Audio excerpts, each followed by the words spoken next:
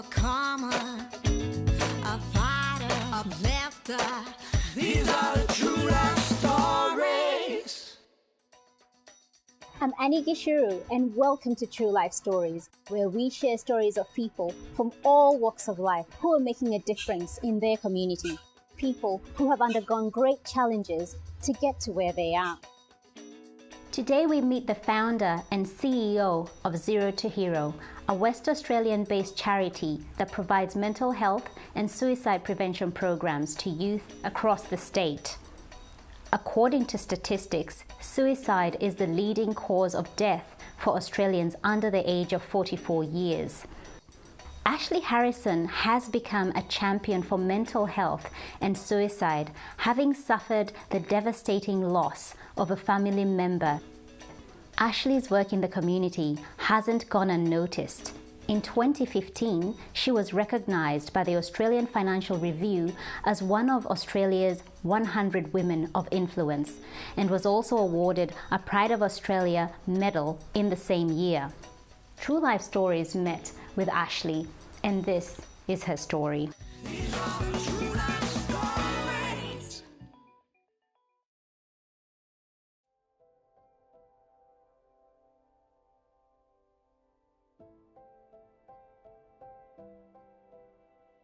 We didn't grow up with much. We went to public schools and lived paycheck to paycheck, and Mum definitely struggled financially for a lot of her life. Having Dad leave at a young age and then watching my mum's relationship with both my dad and my stepdad, I thought that rockiness and arguing in a relationship was normal. Mum and Graham had a challenging relationship due to a lot of his mental illness, and he spoke from a place of not being good enough or feeling like a burden on his family. Drug abuse and alcohol abuse were also big red flags, and then a lifetime of chronic pain and financial worries were all big warning signs, which I now know are warning signs of mental illness and suicide, but I just didn't know them at the time. Like, I remember standing at the top of my driveway and we just hugged for 5 minutes, and we hadn't spoken for 6 months before that. And he apologised and I apologised, and I'm so grateful that I swallowed my pride and I forgave him for anything that had happened in the 15 years prior, and then 6 months later he died. So I remember the 6 months and the great relationship that we had in that time, rather than the regret that I would have felt if I hadn't have made things good with him. I watched the way our family responded to the suicide, and a lot of people responded with blame, and others responded with anger and guilt and upset. And there are a few people that thought it was really selfish of him, and I think that's a real myth that exists around suicide. I don't think suicide's selfish at all. Like, I genuinely believe that Graham and a lot of people that suicide aren't doing it to cause pain or to be malicious. I think they genuinely think, from where they're looking in their perception, that people and the world would be better off without them. And what makes suicide so difficult compared to any other form of death or that grief process is that it's preventable. I soldiered on for about 12 months and I made sure that everyone else was okay and my family was okay, and then 12 months later I think it really hit me and impacted me.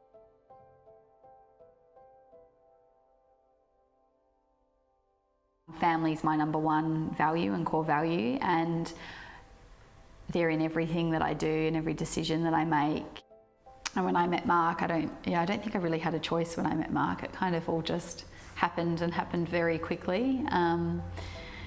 He was just such a kind and generous human, and I wasn't used to that. I wasn't used to being treated like an equal, and so it took me a little bit of convincing to end up where we now are with, you know, a beautiful little princess and newly married, actually. Yeah, I believe that core family unit is so important for like internal happiness and fulfillment, but also for mental health. I saw the ripple effect and the impact that suicide had on our family, and I was compelled to then learn about suicide, about mental health, and I don't know, something took over me and I didn't have a choice. I had to prevent this from happening to other families. I decided I was going to host this big event, and I got a team of my friends on board, and I gave myself, I think, 2 months to put on an event. Now, as a now 29-year-old, I realised that's nuts. So we rescheduled the event. I rescheduled it for about 7 months later, gave myself enough time to prepare, and we ended up having 280 people rock up, and we raised nearly $40,000. Then I scheduled a Melbourne Cup lunch the following year, and just expected everyone to take a day off work and pay $175 for a ticket to come to a Melbourne Cup lunch and watch fashion parades, and that event ended up making a $12,000 loss. So in the first year of running an organisation, I learnt, you know, the high highs, and I learnt some really low lows, and in that process I think I found myself and found what I was doing this for.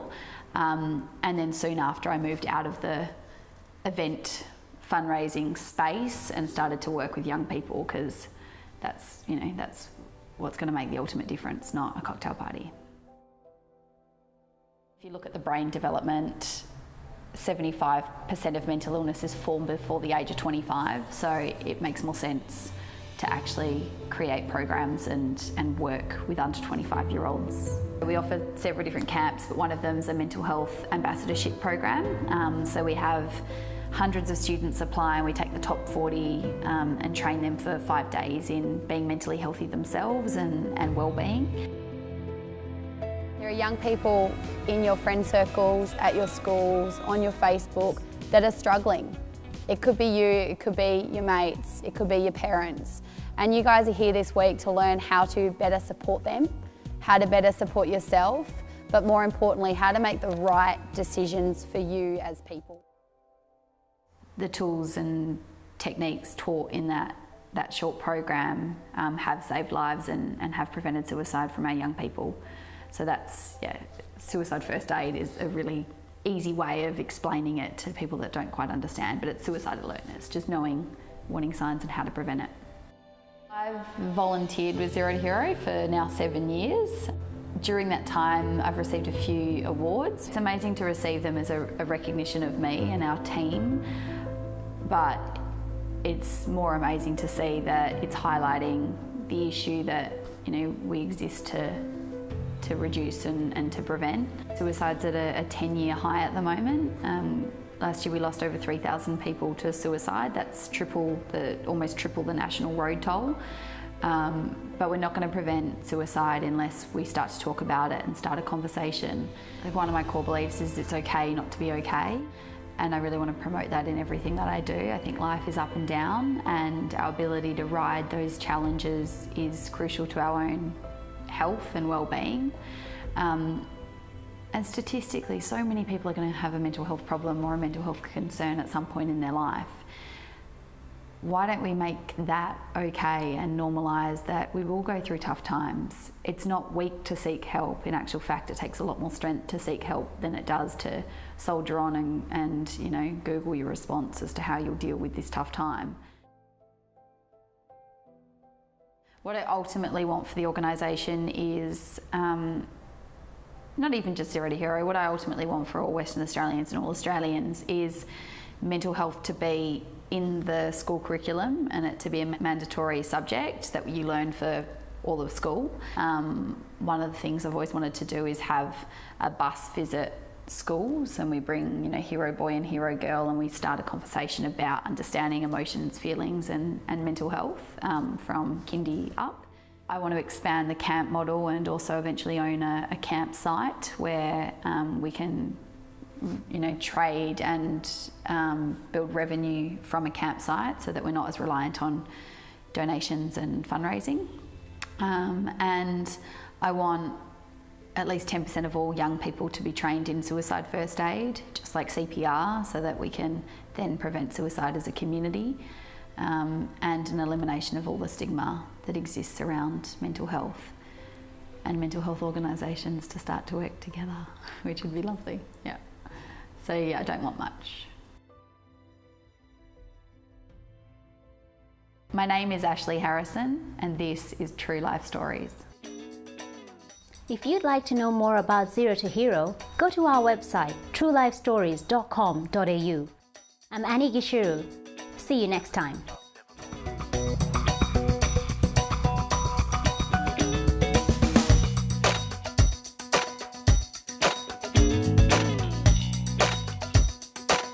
These are